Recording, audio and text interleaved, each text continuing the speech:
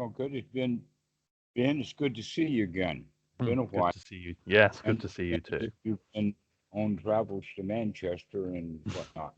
Yeah. Uh, you brought up also a question that was phrased something in the sense that uh, often you have music or old songs that will come to mind, Yeah. and that you begin to put together that if you start to control your breathing and put the gaps in the breathing, that actually the music will stop also. Mm. And I wanted to take a point to congratulate you for that, because that's good knowledge for you to use eventually when you're ready for it.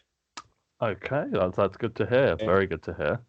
yes, and so let's look at the foundation of that. And so the Hmm. first thing that we should look at then is to understand that the mind is very, very much like a ship or a boat, in the sense that the ship has rudder, but it doesn't have brakes. Right. Big ships don't have brakes, Hmm. Hmm. which means that the captain of the ship or whoever's steering the ship has to look out in advance Mm. to make sure that things are clear, Mm. right? Mm. And if there's not, then he has to be ready in advance to do something about it, so as to steer the boat. For instance, to keep it from crashing into the harbor, you want it to gently be placed in its berth rather than for it to crash in it at 3 or 4 knots. That wouldn't be good. That would be quite No, no. disastrous. Even at walking speed, if you walk a big ship into a port at walking speed, you're going to do tens of thousands of dollars of damage. And so, in that way, we have to start watching this. Now, the analogy is that even a rowboat doesn't have brakes, Mm. Mm. Very true. and the human mind also don't have brakes. Mm.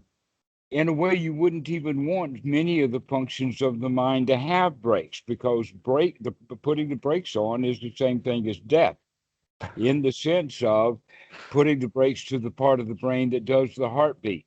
That does the breathing, that does the heartbeat, that What is does. it? Right, the breathing and the heartbeat happens mostly automatically, and you Yeah. want those functions to keep going.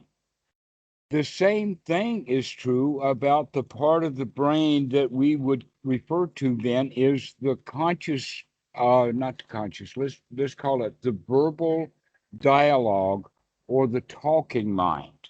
Mm. Mm. Because the Western society has mostly gotten into, let us say, the primary mode of operation is either hearing or seeing, and that's why we have television. Television seems to satisfy us because it has the two primary things of seeing and listening. But but visualizations normally come in the sense of flash images that will flash in the brain Hmm. that last only one mind moment, Yeah. where constructed thoughts that have dialogue to them will take a number of mind moments to put those things together. All right. For that reason, the number of mind moments that's spent in discursive thought is fairly high. Mm. We spend Right. more time in talking to ourselves than we spend in any other kind of mind moment. And we want to make some changes to that. But the number one thing we have to understand is the change that we're not intending to make is the intention to stop it. That's not Yes. our intention. No, our intention is to guide it. Mm. You don't want to try and And forcing mhm, the stop will just make the noise louder, make it more exactly, the abundant. switching of the brakes before the crash is not useful. Very true. Very true. Yeah, you don't want to try and force something like that. It'll exacerbate whatever it is that you're experiencing. So this is where we have then those concepts of changing the mind from the critical mind Mm. into the nurturing mind. So Mm. let's not head off into the high seas of the ups and downs of every different decision that we can make, and find the safe harbor where things are really easy. Mm. And this is the so we can use so many different analogies. The analogy that feels really good for me, partly because of the psychotherapy, is the analogy of the critical mind versus the nurturing mind, or the critical parent versus the nurturing parent. Yeah. But the Buddha focuses on the quality of calling it the distinction between unwholesome thoughts and wholesome thoughts. But we're talking about the same thing. And the Buddha also talks about the unwholesome thoughts in the sense of being hindrances Mm. to the mind being in a wholesome state. Yes. So this is the whole place now that we've got to go with is that above all else, no matter what object of meditation we take or what we call is meditation, or no matter what teacher it teaches it, there's this number one job that needs to be done that is so obvious and so simple that people just miss it completely. It's almost like the saying that if you want to learn to play the piano, you've got to learn a few chords and scales. Mm-hmm. If you don't learn the chords and the scales, you're not going to be able to play music, and you're not going to learn new music fast, because all the music that you ever play was going to be some adaptation to either an arpeggio, which is a scale with Mm. strange notes in it. But the whole point about going up and down the keyboard is what we've got to do, either in groups or in quick fingering. So this is also the same thing, as we need to develop those skills of the mind in order to put the mind to work. It's got to be Fundamentals. fit. It's got to be fit for work. Mm. Bhikkhu Buddhadasa is really big on this. In fact, I didn't quite understand what he meant for a long time about when the mind is fit for work. And Mm. he equates that with the mind is fit for work is when there is wisdom at the point of contact. Now, we'll discuss what that means over time. Okay. Okay. But in reality, we're talking about a particular place in the sequence of events in the mind Mm-hmm. where whatever it was that we were either thinking or looking at, we have now fully processed it in the processing that is called perception, and come up with an internal understanding of that which we see. Right. Right. That is what contacts us. Reality does not contact the human mind. The human mind's construction is what contacts the human mind. Mm. Mm. Interesting, huh? That, yeah, very. That's a very, very interesting take. Yeah. Well, you can see it when you recognize that the mind works in a particular way, Mm. uh, that we, in order to perceive something or to understand it or to Mm. cognition. Cognition. Yeah. In fact, the right way of thinking about it correctly is recognition. Mm. Recognition. What does recognition mean? It means that we have seen it before and we've stored it away in memory.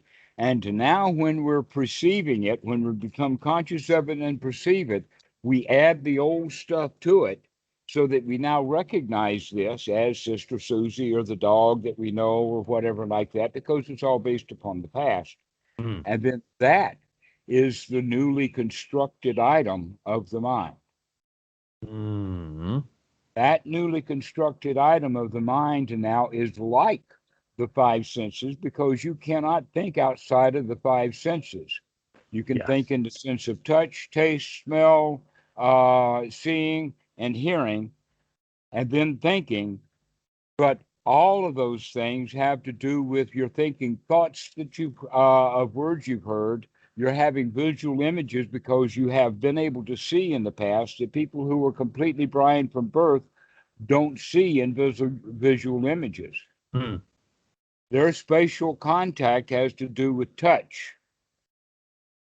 That, yeah, that mean, obviously, I'm not blind, so I can't This imagine happens that. But also it's exactly with the way that people play the piano when they're good at it. Very beginners look at the keyboard. yeah, Intermediate musicians look at the sheet music. Professionals look at the audience. yeah. It's impressive. It's impressive. Okay. I myself play the drums, and And you know, at one time you used to look at the drums. yeah, I used to look at the drums, and it's just like, woo! And It's now you don't look at the drums anymore. exactly, You know exactly. why that's true? It's Why? because you convinced yourself that you know where each drum is. You set the drum set up in a certain way, and there they Mm, are, just like the keyboard on a mhm. computer. And people learn to touch type. The touch type, yeah, yeah, And yeah. then they don't have to look at the keyboard anymore until they get a new keyboard that's a slightly different arrangement, or in a slightly like Slightly small longer, computers have slightly small keyboards and shorter. big computers have big keyboards, and your fingers have to adjust to the distance of the keys. Yeah, But yeah. but we still do it tactically Mm, rather than visually.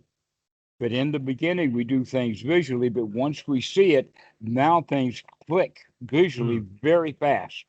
mm-hmm, mm-hmm, Okay, but when we think logically, or uh, putting things in a row, or building a concept, mm-hmm, that's language that we use to do that. And that mm. takes a much longer period of time. So guess what? That means that we spend a whole lot more time talking to ourselves than we do painting pictures for ourselves, Mm, because of the right. nature of the way that the mind works. Mm-hmm, Okay. mm-hmm. So what we're getting at now is that this verbal thought has gotten to be a major habit, Yes. because we spend so much time talking to ourselves trying to figure things out. Mm, Okay. And so, in this regard, in the Paticca Samuppada, we begin to understand that things are at two levels. We mm-hmm. hear, we see at two levels. One is that we see what the eye sees, and then we see it internally in the sense of understanding, and we can use the same word. Oh, I see what you mean. And we're not looking with the eyes at all. Your understanding. We're doing an understanding that's based upon conceptualizations that may or may not have visual images in there. Yeah. But oftentimes we can see things with a visual image and get it. Just Yes. like they say, a picture is worth 1,000 words, and that's conservative. That yeah, that makes a lot of sense. That saying, that use of that saying, yeah. So now that we know how important this verbal talking is, we can begin to investigate it a little bit, because mostly what we tell ourselves, how we talk to ourselves, is the way that our parents talked to us when we were kids. Right. Not when we were tiny kids, not when we were infants being carried around. That's Gucci Gucci stage. No, we didn't spend much time in Gucci Gucci. No, we did not. We, No. we, we started about the age of 5 or 6 into you got to grow up. You got to be older than you are. Kids that are 6 and 7 always add time to their age. They want to be older so that they could be more grown up and Hmm. get the benefits of being grown up, not recognizing that the benefits of being grown up are very meager compared to the number of orders that you've got to follow in order to be grown up in that world. Yep. And so, what that means then is most of the talking that we do to ourselves is talking about what should be done, how things ought to be, comparison, this is good, this is better, I like that even better than that. And we get into a judgmental way of thinking. Judgmental Now, that judgmental self-criticalness. way of thinking, in fact, built our society. Mm. And some people will say, wow, isn't that wonderful? We've got a society here. And other people will scratch their chin and say, and that's how all this crap came to be, huh? It's very true. Very, very This Hubble true. wasn't good enough. I wanted a bigger Hubble. And when I make my Hubble big enough, I can put the word Trump Tower at the top of it. The Trump Tower. Hmm.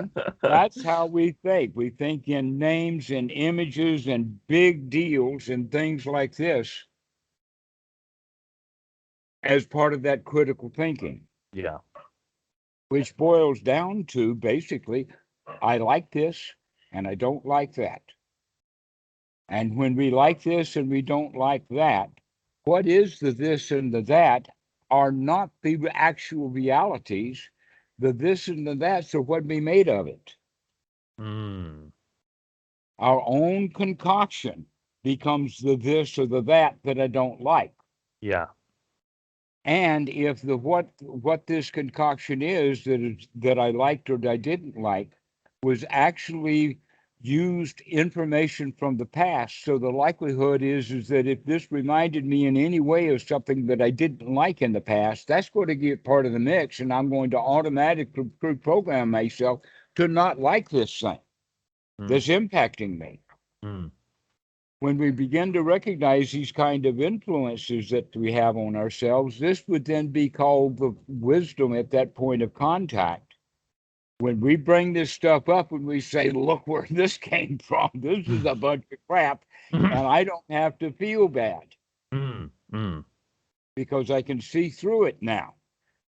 I can see that this stuff was concocted in the brain under duress in a way. Mm.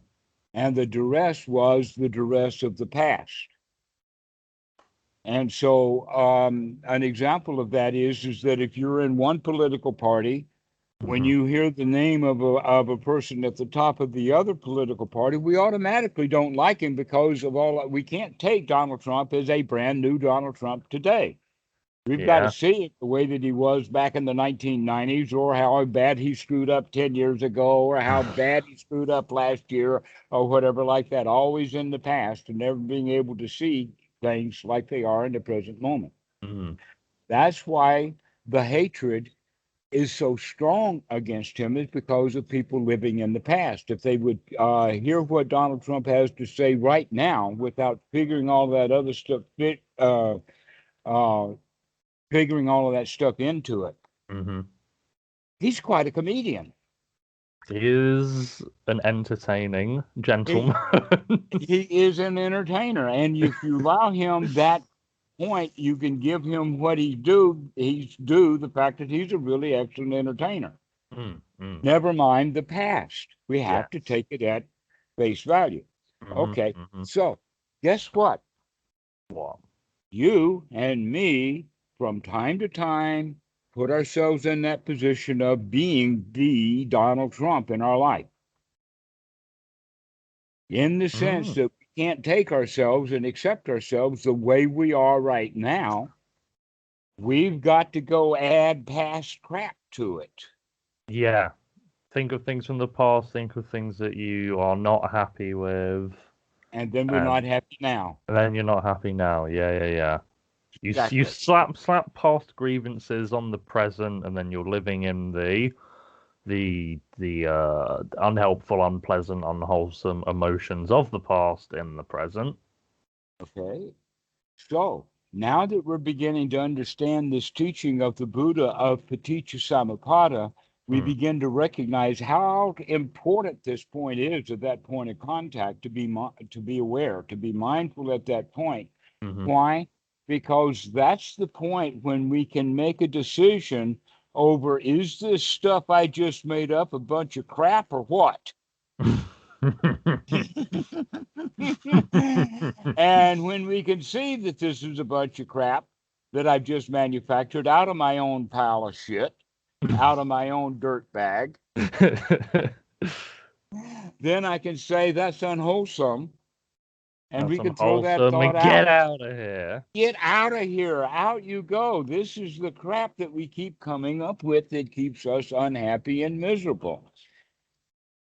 That we keep repeating the errors of the past and we don't learn anything from them. We need to be able to learn something from a past event and to say, fine, that's not who I am anymore. I'm Hmm. something brand new now. Let the old go. Let the dead bury the dead, literally. Yeah. Okay, we don't even have to plant corpses or anything, because we don't expect new corpse flowers anyhow.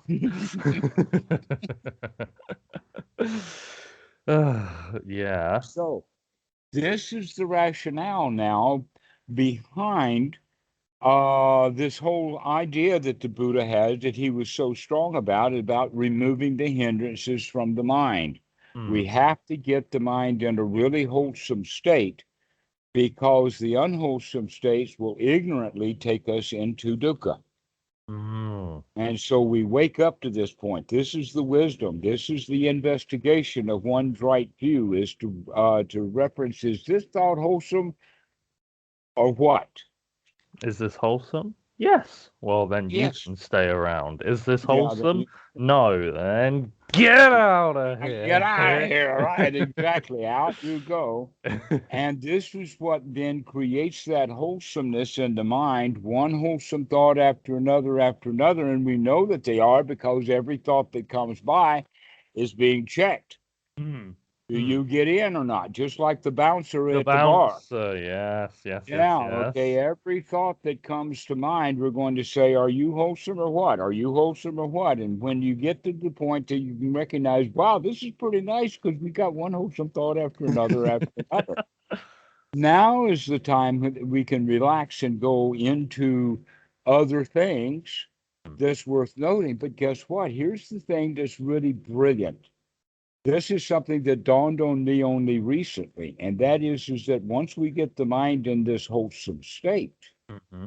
then any noting that we're going to be doing, or any awareness practice that would be called meditation by anyone who teaches meditation, Mm-hmm. except that they are saying to look at what's there, and now we're saying look at what's there, because the only thing that's there is wholesome.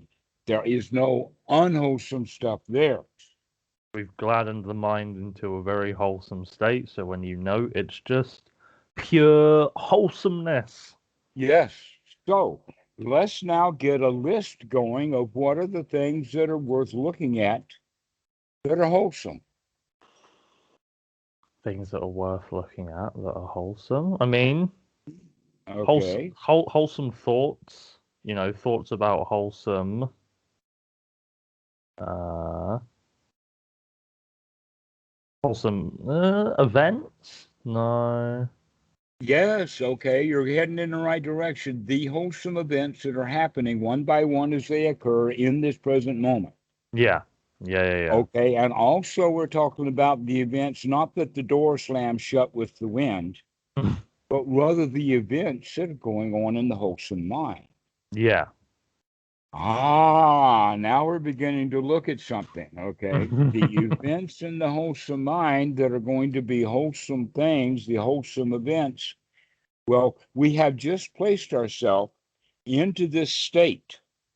So, Mm-hmm. this state is something that should be investigated. This wholesome state is worthy of investigation. And we find that this state, in fact, has various components to it. And one of the components is that we got ourselves into this state by investigation. Therefore, now we can turn the investigation on to the investigation with asking the question, and how's my investigation? Wow, my investigation is improving. I'm beginning to see things now I couldn't see before. Mm-hmm. All right. So Mm-hmm. this is the Mm-hmm. area that we're going in. Another thing that we can do then is that we can add just about all the items on the Eightfold Noble Path. How is my sati? Is my sati getting quicker? Is my sati getting stronger? Mm-hmm. Is my sati getting quicker in two ways? One is that it comes up quick, and then Mm-hmm. the other, while it's up, how fast is it? Can you see things at a tenth of a second yet? Because that's down there Mm. where the level of the mind works. And you can begin to see how the mind works at this momentary level if we're quick enough to watch what's going on. So these are the questions. How fast is the mind right now? How is my sati? Okay. Another one would be right effort. How is my right effort? Do I Mm. have the right effort that it takes? And the Mm. next one would be, how's my attitude? Mm. Okay, and so in fact, by going over and reviewing these things in the mind helps them grow. It's Yes. almost like playing the notes of a particular song, and you play those notes over and over again, hearing that song. You get My better. song, what is my song? Sati, awareness, mindfulness, investigation, right attitude. All of that stuff is kicking, right? It's like a well-oiled engine hitting on Mm. all the cylinders, and we keep checking. We're Yeah. listening to that. Do we hear it? Because if one of the cylinders is not working, it's going to start knocking.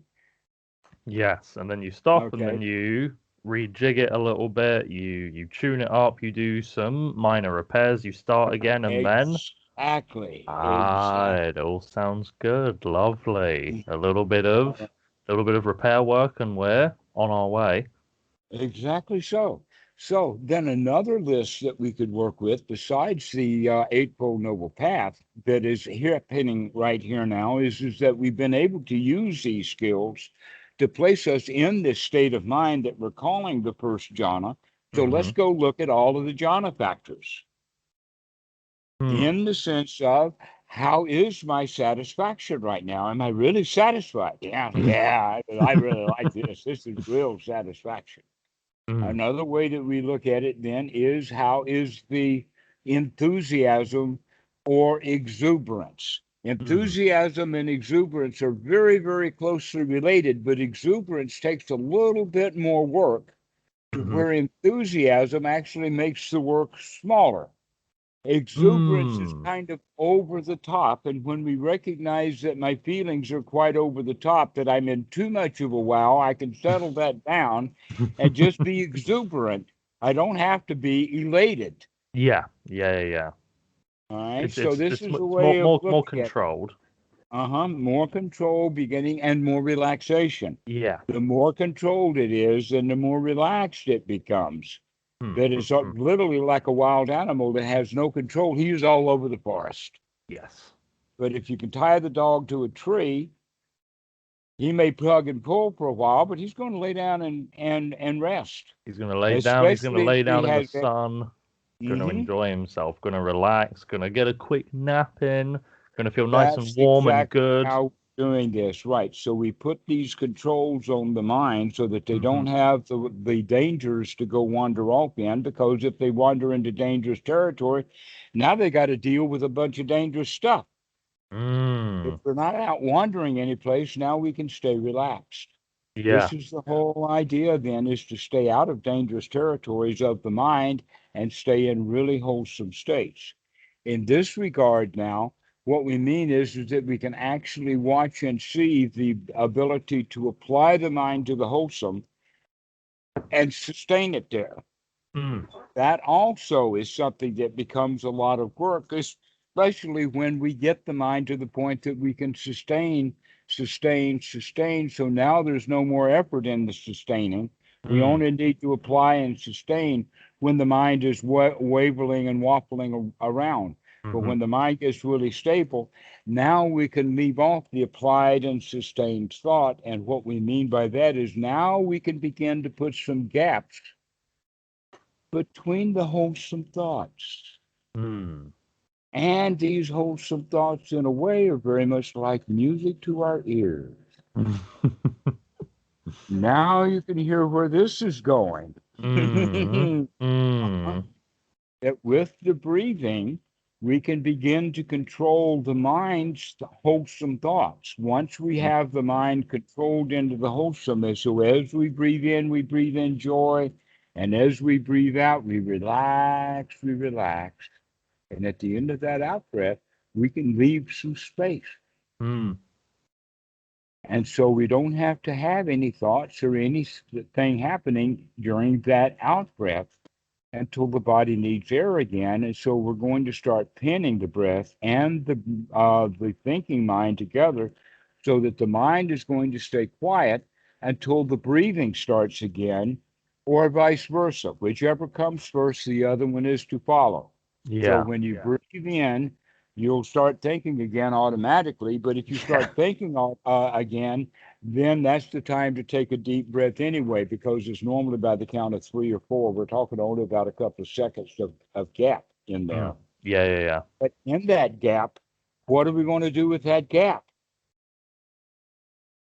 Uh, We can get lost in the elation of the fact that ah, we've finally controlled the mind and gotten it quiet. the fact that it's quiet, you can try and remain there. Right, right. Uh, uh-huh. Mhm. So you can investigate what quiet is while it's quiet, knowing that when Oh, a quiet mind. What is this? Let me take a closer look.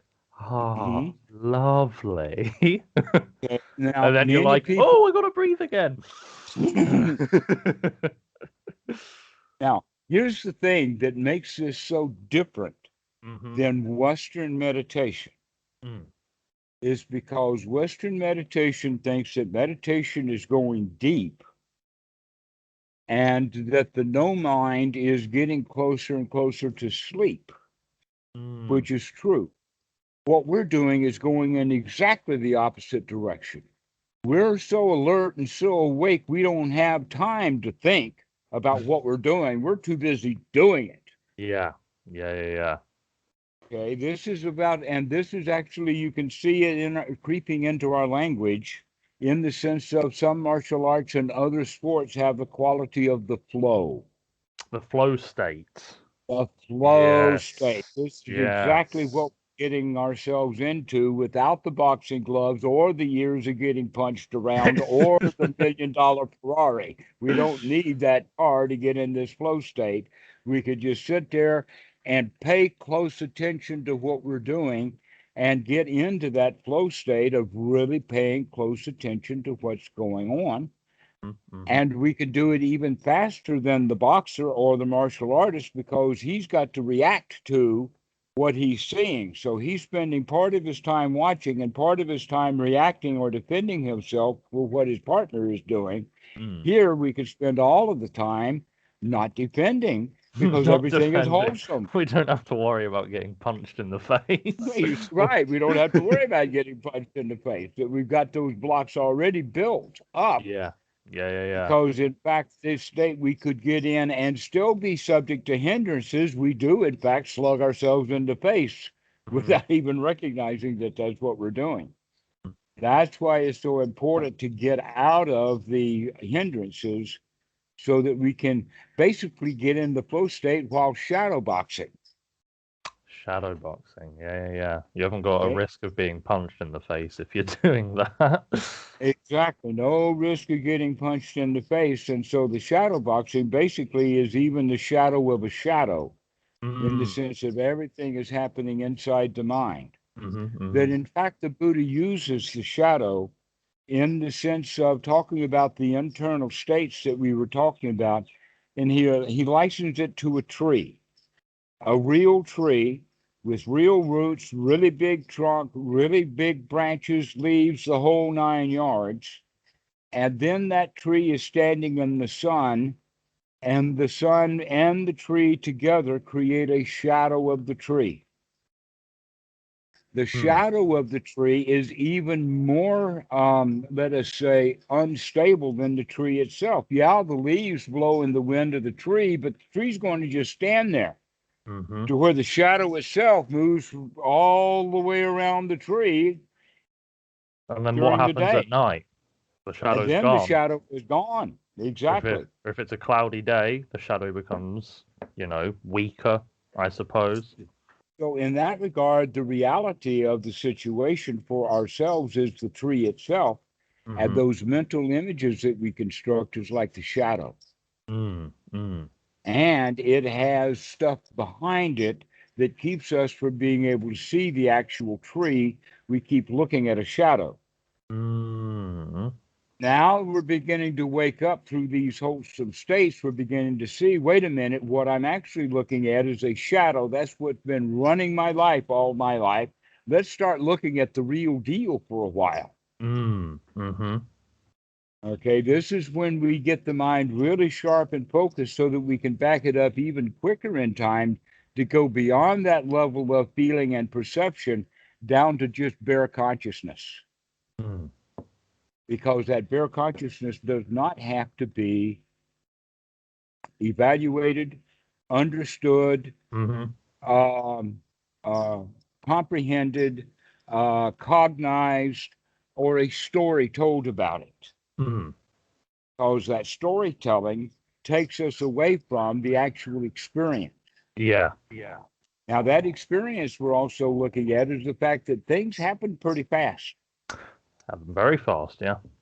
But the human mind is very slow because we see something, then we dig up out of our past, we process it, we turn to a conclusion. That conclusion impacts us. And so finally, we have a result of feelings. Yeah, and those feelings That are a takes lot of time. dukkha. That takes time in there. Hmm. Okay. If we can back up the mind to get it faster and faster and faster, when our sati is getting faster and faster, that means we could see how the mind creates this mental image, Hmm. how perception actually works. Mm. And we can get right down to the level of consciousness to just get in the flow literally and just be in it. This is what they actually mean when they use words like being at one with nature, make me Yeah. want everything. Why is that? Is because we're not going through the secondary process of trying to figure it out. We're just letting it be Just let at it a be. very, Just, very sharp level where the mind is really sharp, yeah. not dull, not deep in meditation, but it Mm. is really sharp in recognizing exactly how the mind does function and does operate. And this is all very wholesome, and Hmm. this can all be done in the first jhana. This can Damn. all, you can actually see consciousness. You can see how the mind actually works. You can see these feelings, and the place that we're going to work with those feelings for the while to gain up the skills that I'm talking about, because this is a bit of process of building skills, Hmm. Hmm. is to make sure that at that point of contact that we've only wound up with a wholesome thought. Yeah. That's the thing. We're going to start working on it over and over again so that we're going to start tweaking or tweedling this old sandcar to not bring up old, dirty past laundry. We're going to get a brand new suit every day. Yes. Yes. Yes. Yes. Okay, that's the way. Always everything is new, everything is brand new. I don't have to spend so much time trying to make what I see new into something old that I hated once. Mm. I can Mm. leave this new thing as it is new without adding my old perceptions and anger and frustrations and not liking and all of that kind of stuff. Trying to force Do that. yourself to understand something when you don't need to. It sounds like a very, very Western thing to try and understand everything. Hmm. Very, very Rather than Western just thing. experience it. Rather Let than it be just a flood. exactly, exactly. Yeah, yeah. Trying too hard to understand and to know everything rather than just letting it be, seeing it for what it is and just experiencing it. Yeah. But in order to do that, this is a skill that has to be developed. Yes. And part of the skill has to do with several things. One of the most important one is the speed of how quick can we wake up? How fast can we see what is happening? Yeah. Do we have to let 4 or 5 mind moments go before we wake up in a mind moment, or we can have a mind moment and wake, and a mind Mm. moment and wake, and a mind moment and wake? That's about the best we could do, Yeah. is to wake up to this is what's happening. Got Mm. it. This is how got it. This that got it. Okay. But in the process of this, in this discussion, or the while we're sitting in that wholesome state, watching things as they occur, one by one, wholesome things, we not only watch them arise, Hmm. but we also watch them pass away. Yeah. You That don't try these to mind cling moments to them. melt together. And so when this arises, it's going to pass away. When this arises, this is going to pass away. Then when this arises over here, this is going to pass away. And so we have this arising and passing away. Everything keeps flittering from one mind moment to the next. There's always this up and down motion of the living and the dying of every event Hmm. that Hmm. is part of this cycle of anicca, or this cycle of cause and effect. This caused that, okay? But this causation now is gone. And this is the result, and now that result becomes the cause, and so it causes the next thing to arise, and then that one dies away. This stuff happens so fast that we don't even know how fast. I mean, it's way beyond the speed of science. All of our measuring equipment is far too slow to catch how things, because like a very, very high speed camera that says does 1 billion frames a second. Mm. In that 1 billionth of a second, how many causes and effects from the lens opening, the light hitting the back plane? Let's see, what is that? A charge couple device. Got it. Yeah. The charge couple device has to send electrons down an amplifier, which is going to pick those pixels up, rearrange them into an order so that it could store an image someplace, Mm. right? Yeah. How many causes and effects are in that? Loads. Okay, so can we get all of that going down to the point of, can we do a whole camera with all the stuff a camera's got to do in one cycle of cause and effect? It's impossible. Not a chance. Not a chance. It's And not gonna so happen. physics, there is a hole in physics because we don't know how fast things happen, because we Mm. can't measure how fast things happen because the measuring takes so much longer than the thing happened. That's crazy to think about. That is Well, that's how. ridiculous. Well, no, this means that now we've got a job to do. We're going to say we can't do causality, but we can certainly watch the cycles of the mind. Mm-hmm. Mm-hmm. That, in fact, generally in computer science, if you take a degree in computer science, one of those courses is going to be very close to the hardware, Mm. Yeah. where you've got to actually understand this instruction does this, and you like load, add, store, branch on condition, all of those little instructions are similar to the way that the mind works also. Mm-hmm. Okay, that there's little bits and pieces down at the level of the instruction set, which would be one machine cycle. Well, in the human brain, we call that a mind moment, the machine cycle. What's the fastest that you could do? Okay, an example of that would be on the internet. You can go look for this, and that is that there are tests for reaction time, Oh yeah, yeah, yeah. and they I've will seen some have a red examples. screen, and then as soon as the screen turns green or blue, you click the mouse, Yeah. and then your computer with the software that's in the HTML will calculate how long it took for that screen to turn green before you click the mouse. Yeah. Most people can get it under 300 milliseconds. Most people can get it under 300 milliseconds. Generally, women are a bit slower than men on average. Men are about 220 milliseconds, but you can get it Ah. down faster. They say, in fact, if you can get it down to 200 milliseconds, you're in the realm of black belt karate. Really? Okay. And if you can get it down to about 180 milliseconds, that's Olympic champion world class. Oh my goodness. Okay. Okay, so we're talking about a range of things. These mind moments are not like computers that have a very heavy duty clock that keeps that thing kicking. Yeah. Some mind moments are long, but if you're right on Mm. top of it, you can get that click down to about 200 milliseconds at black belt level, which means two things. One, it means you saw it, Mm-hmm. and number two, you click the mouse. Yes. That's two mind moments. 200 milliseconds is Ah. right down there where everybody estimates a mind moment lasts about a tenth of a second. And There this we reaction time go. system will prove that exactly. How fast? Because it's only a very simple thing. Now let us say that they could change color 2 or 3 times, but only when the screen goes completely green do you click the mouse.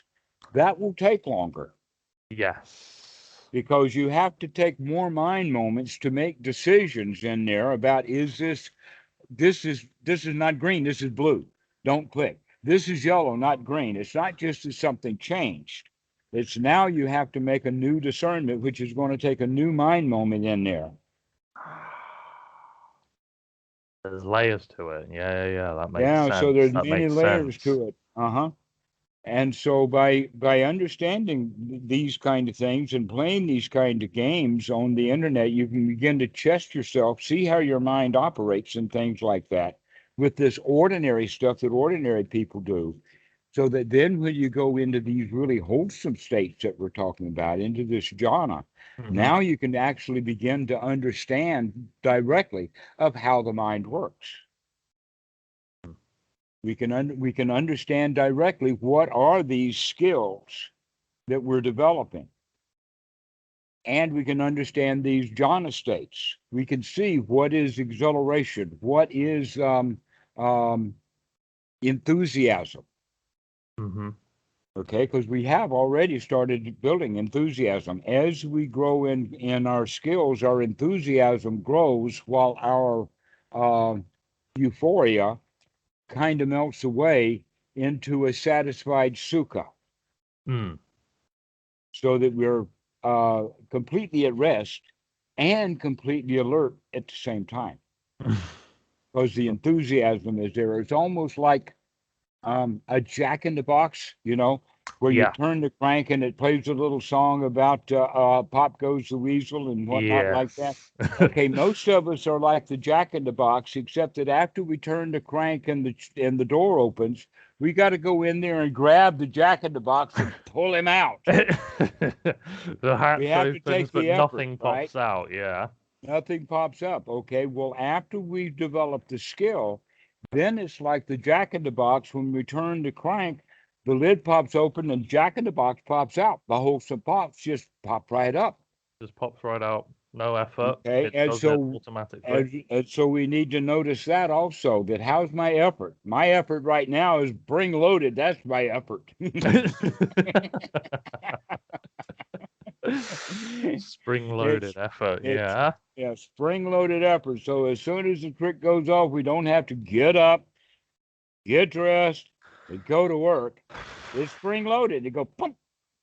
And so we just automatically start taking those deep breaths. We automatically start gladdening the mind and go right into the wholesome. So Mm, and so this is also something to look at. How's that effort? Is it actually energy now? This mm. is getting dead easy now. This is getting completely easy because even the effort now is almost a surprise at how much little effort it actually takes.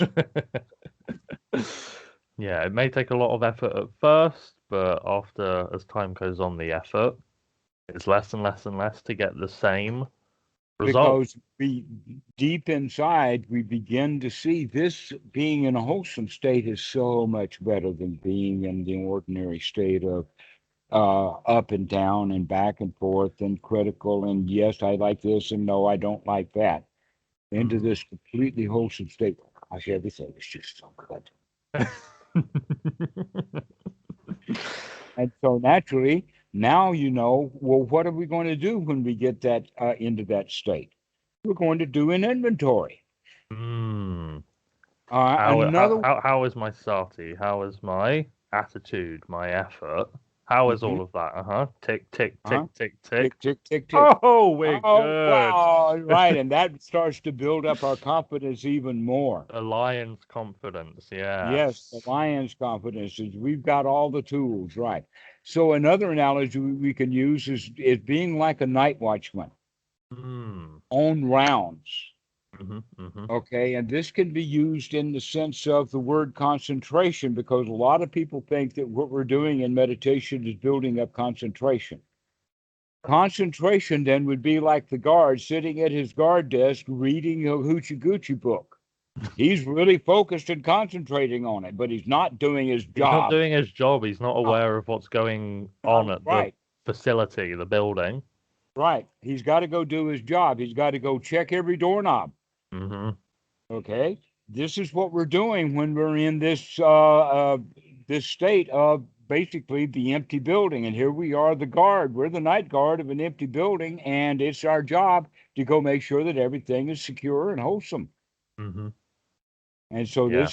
this is the analogy, and we go check. Yep, that door's locked. Yep, that was locked. Yep, that was locked. Everything is locked down. I like that, and so We just go through checking things out, on guard to make sure that everything is okay. Mm. So this is the way that we begin to practice once we get the mind in that really wholesome state. And Mm-hmm. by the way, all of this is discussed in a particular sutta, number 111 in the Majjhima Nikaya, and the Mm-hmm. name of it is One by One as They Occur, One by one as they occur. where the Buddha is talking about Sariputta. Mm-hmm. And this sutta seems to be, based upon some catchphrases and other things, it seems to be very, very old, an old sutta. An Okay. old one in the sense that this wasn't when Sariputta was an old man and the Buddha was an old man sitting and reminiscing. This seems to have been like the An year that it early. happened. Right. This is Mm. early. Um, and that the sutta is talking about the kind of, first off, the kind of wisdom that Sariputta has, and it uses the typical suspects of sharp wisdom, fast wisdom, but the Buddha also included the word laughing wisdom. And when I saw Laughing that, wisdom. yeah, I like that one. My favorite kind of wisdom. Sharp wisdom is good stuff, but laughing wisdom, that's the top quality. And then the Buddha says, and this is how he did it.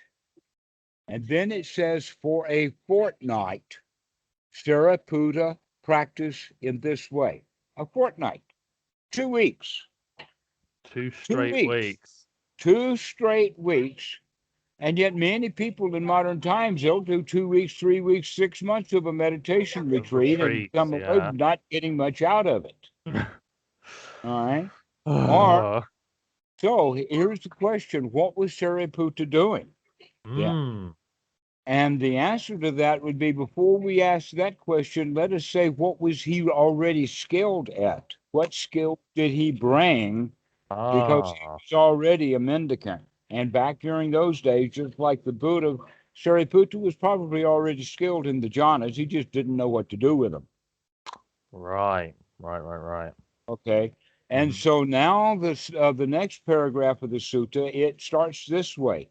The word quite secluded is the big term. It starts the sentence. Quite secluded from sensual pleasures, quite secluded from all unwholesome states, period. Well, as far as I'm concerned, you can finish the sutta right now. That's it. That's all you need to know. That's it right there. Quite secluded from the unwholesome states. And then it immediately says he entered in and abided in the first jhana. Well, this is the whole point, getting the mind into these wholesome states, and the jhana factors arise and come. Mm. When he gets there, then it's one by one as they occur, not in the sense of one by one as they occur in the writing of the sutta. Mm. When we read center, we read this word, that word, this word, and that word. But here we're saying one by one as they occur in the mind, or as they Yeah. arise, as they take advantage of the mind moment and come to mind. Mm-hmm. And so this is where that list is that I was telling you about. This starts off with the jhana factors, the Eightfold Noble Path, adds a few things from the Sambho jhana, including equanimity and enthusiasm and paying attention, all of those really wholesome things that we're going to be paying attention to. Yeah. And then it says that as Sariputta was paying attention to this, he paid first attention to the arising of these states. And then he began to pay attention to the arising and the passing away. That when this one arises, that one passes away. When this one arises, that one passes away. That's the way that we begin to see that everything is in turmoil and everything is in flux. Mm. And then after that, when we see everything is just flickering away, by Mm. seeing that, then Sariputta says that he knows that there is an end to all of this. And with constant practice, he began to say, for sure, I know that there is an end to this. Yeah. Okay, that's how we've, and so all of these other suttas that talk about these various things, here the Buddha is packing it into a package deal. But like I said, the way that the sutta is written, it looks like it's actually quite old.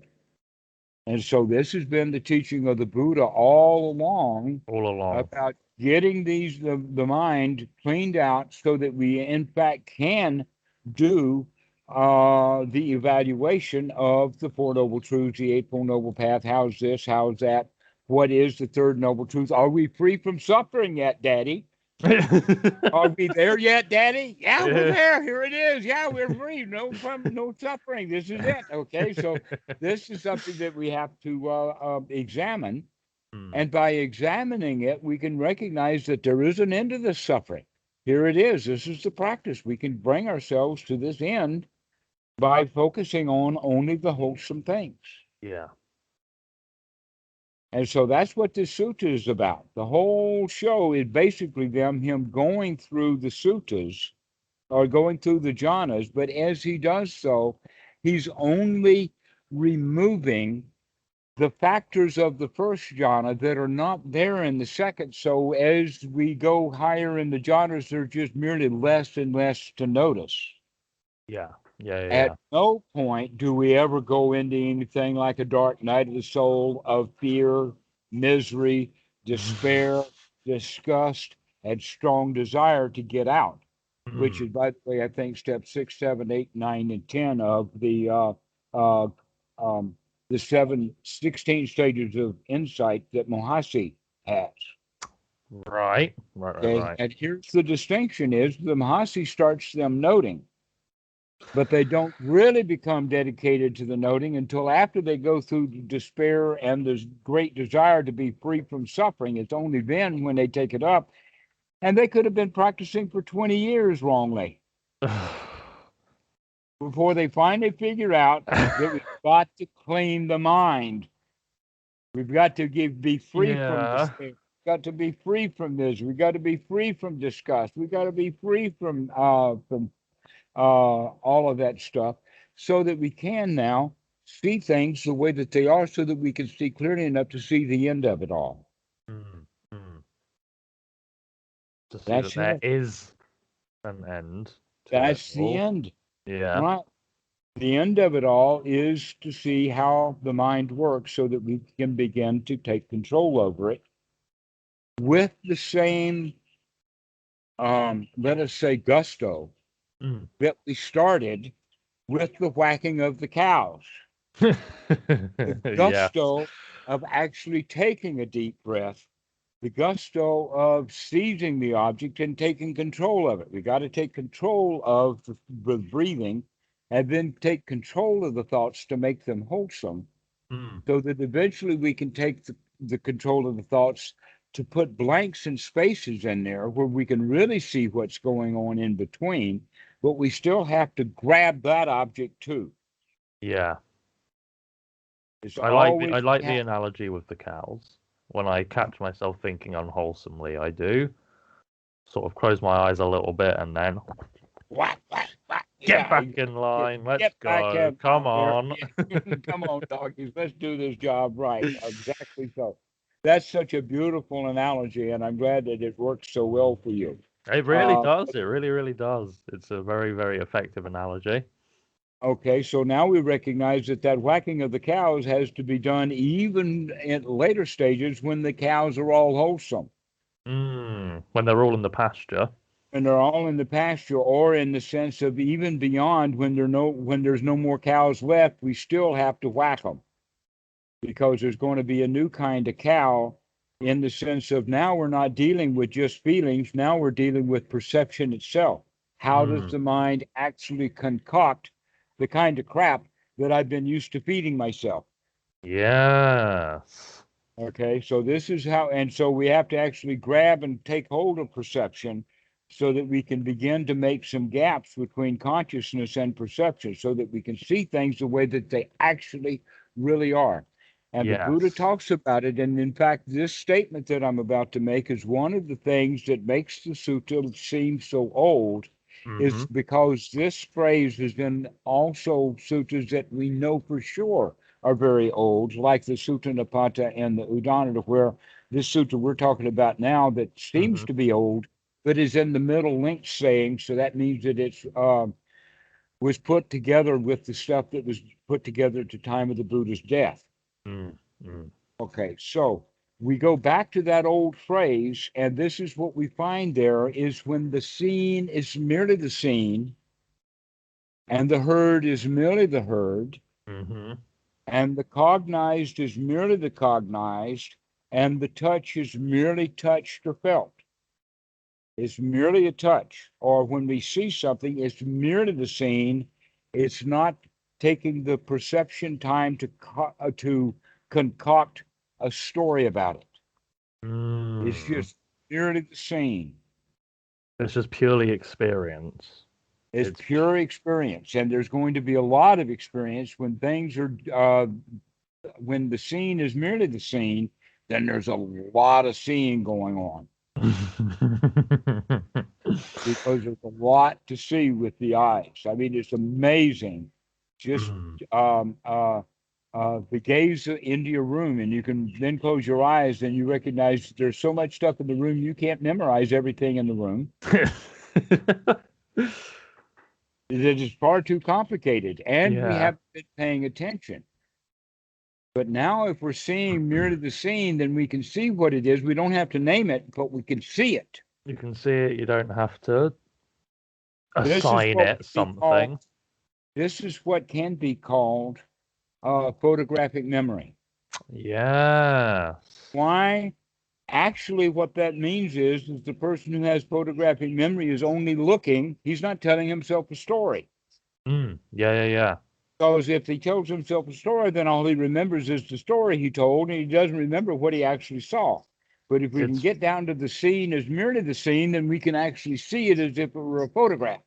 there's no narrative attached to Good. the scene. Exactly. It is just purely a scene. Yeah, exactly. So this is where we're going when the mind gets really, really sharp. I don't expect you to be Mm. able to do that yet, but you do know where you're going with it. Yes. How's my sati? How's my perception? Can I see myself actually concocting thoughts?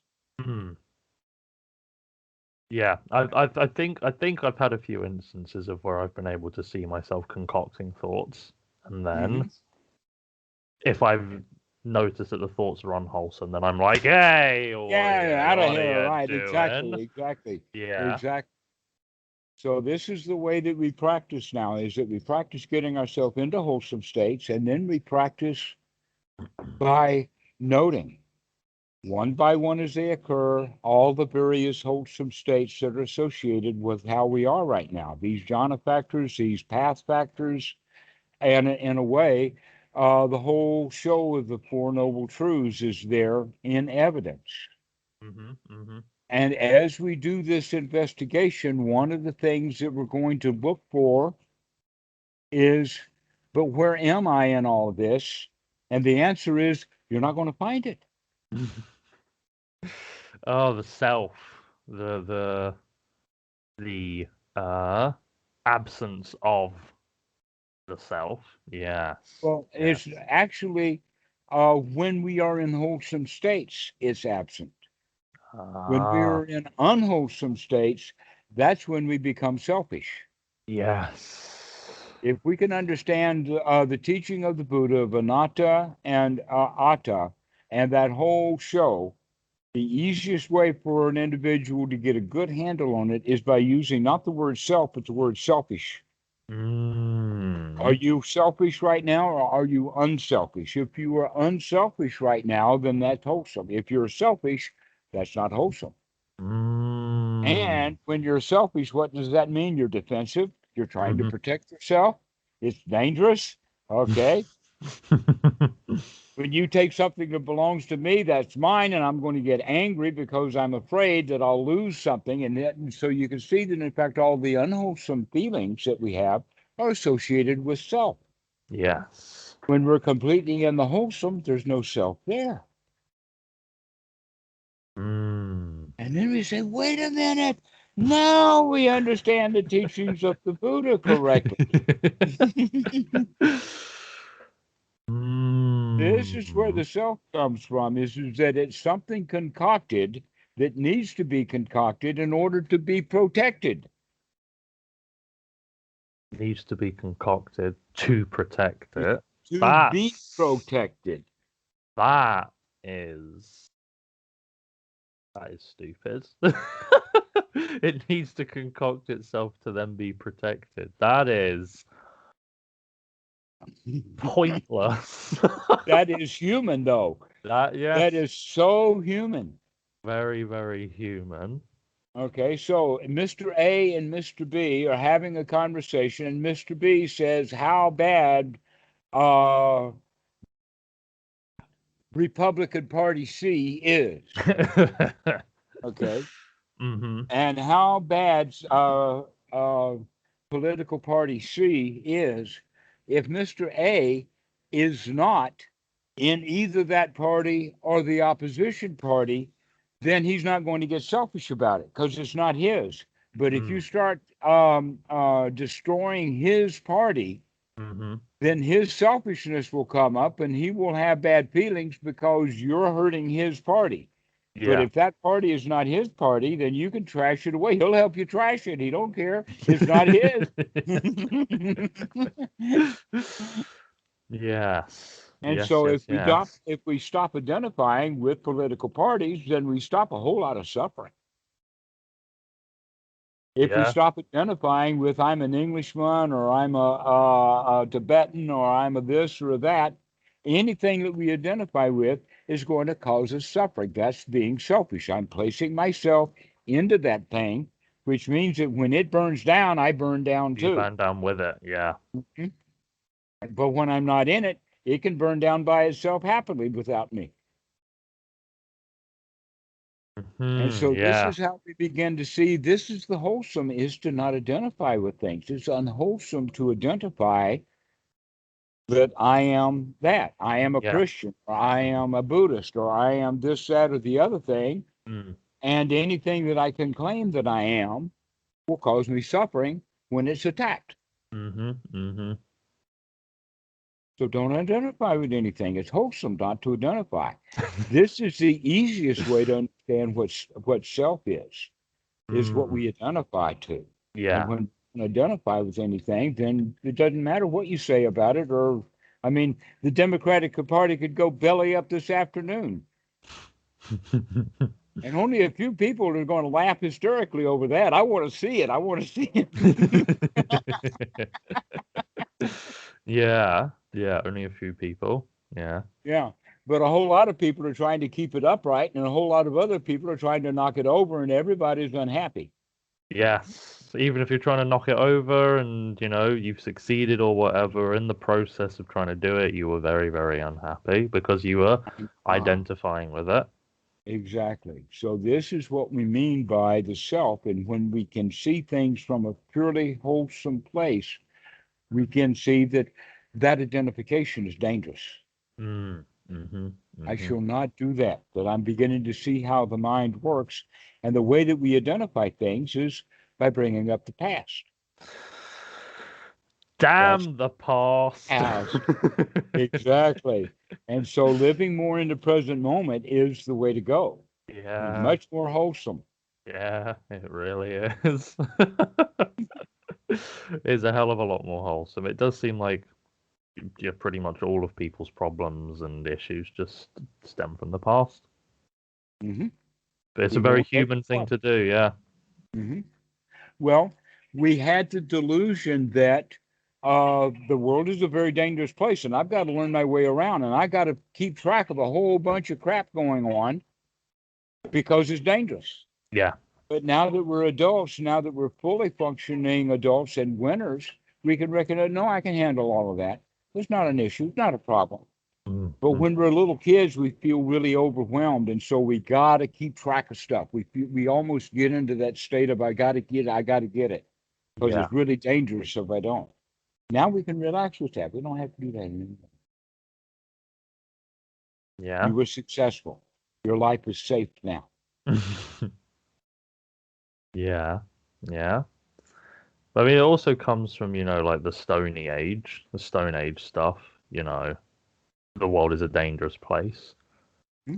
Because I got saber-toothed tigers coming after me and giant Well, wolves and cave bears and stuff. in a way, the Stone Age was started because mankind could see things were dangerous and we needed some stones. Hence We the needed Stone something to Age. combat the dangerous. You're right, exactly. This is the beginning of human materialism, is Yeah. picking up that stone. Now, other animals, I mean, otters, for instance, will pick up stones. Yeah, yeah, use it to smash And, oysters and stuff like but that. what does he do with the stone once he smashes the oyster? What does the human do with the stone after he bashes another human skull with it?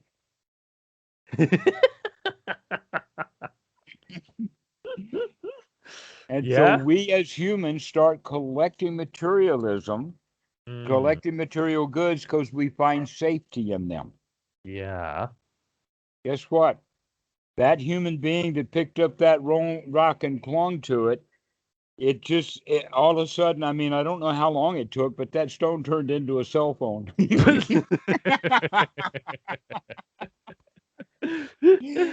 But the man is the same. Yeah.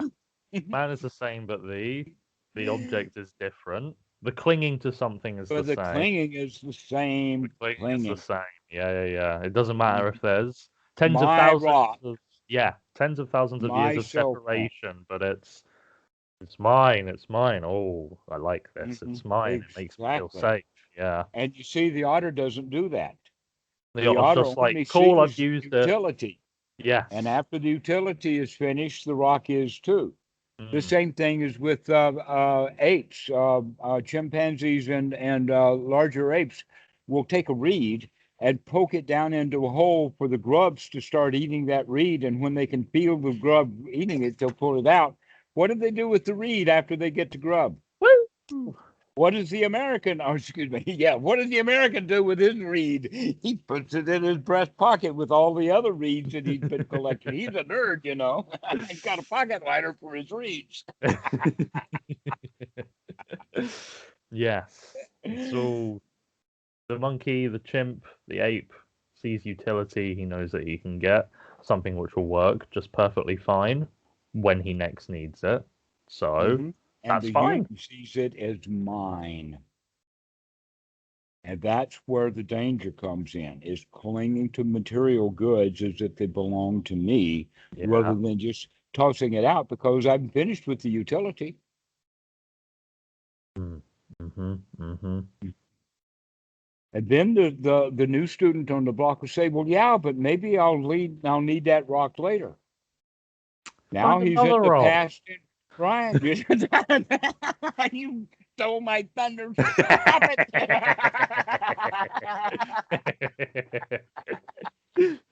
Yeah. Oh. Many times students are a step ahead of me. They know exactly what I'm about to say. But yeah, clinging to the past. Oh, what if? What if as well? You said what if? What if thinking not helpful? Exactly.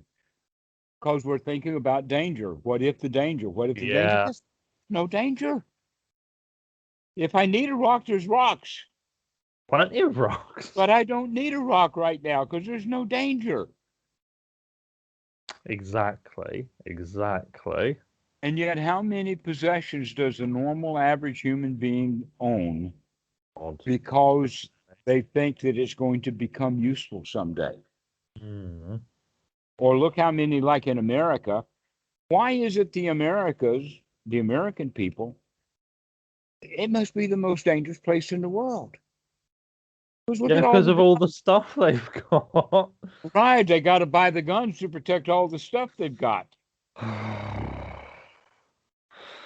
It's got to be the most dangerous place on Earth, you know? They've got all the It is. stuff that they need, and then they need stuff to protect their stuff.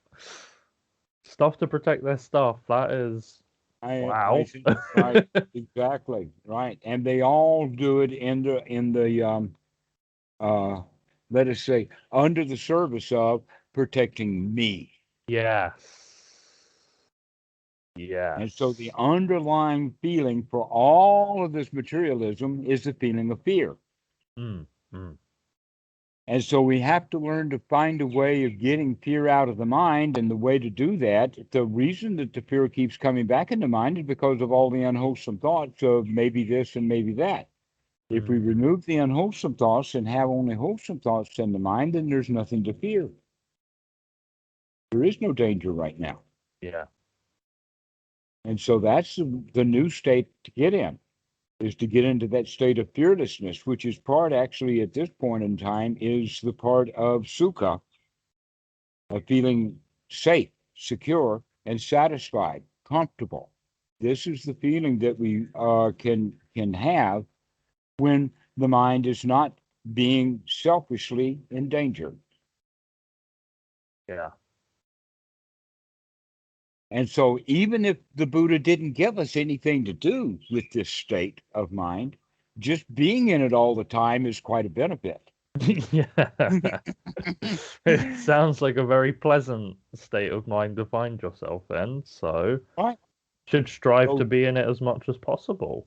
mhm. And Strive to now we reside in have it. the additional point of how to maintain that and make it improve and even better is by now we're going to start intentionally taking care of noting things that are all wholesome, that Mm. are still left Chuck out as the well. unwholesome, note the wholesome, and be Note like, the yeah, that's note these skills. nice. Okay.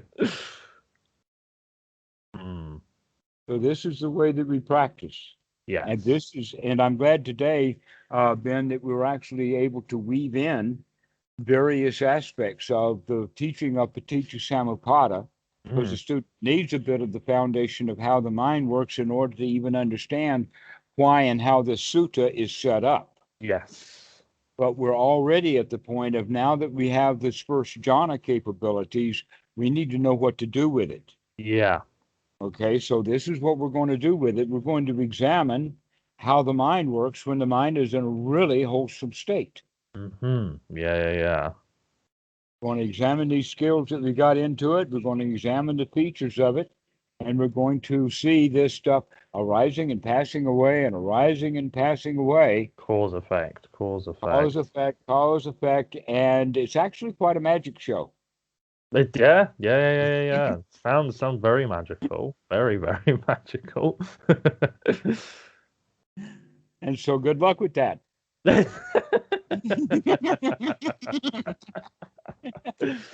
Yes, yes. Oh, it's I look forward to it. I Yes. look forward Okay. to Well, it. do you have any questions about what we've been talking about today? No, no, no. It's all been very, very comprehensive. Very, very comprehensive and very interesting as well. Excellent. Well, let us hope you don't have to go die in Manchester again before you call me. Yeah, so when I got back, I had a COVID test and everything, and all good, all good. But it wasn't Everything. pleasant. It wasn't pleasant. You have to shove something up your nose, and it, it felt very strange. Oh, you're talking about a COVID test. Yeah, yeah, yeah, yeah, yeah. You have Yeah. to do something on the throat and then shove something up your nose, and Hmm. Well, they know it where the COVID stay. exactly, exactly. It felt very unnatural, very And the strange. only way to But get in there, instead of drawing a knife directly, they take a long stick and stab it up your nose about that far. it was odd. It was very odd, but all clean, all healthy. Very good. Very, very But, good. well, Yes. now you know what it's like for the next time you have the test. Exactly. I know what to expect, and hopefully I won't go as it happens. Yeah. But no, lovely to speak to you again today. This has been a very, very interesting, comprehensive, and in-depth conversation. And thank you very much. I'm glad that you found some use for it. Oh, I'm really yes, yes. Plenty of use. excellent. Plenty of use. All right, Ben. Well, we'll see you later. Yes, yes. Speak again soon. Take care, Excellent. and thank you very much for today. Bye bye. Okay. Bye bye. Bye bye.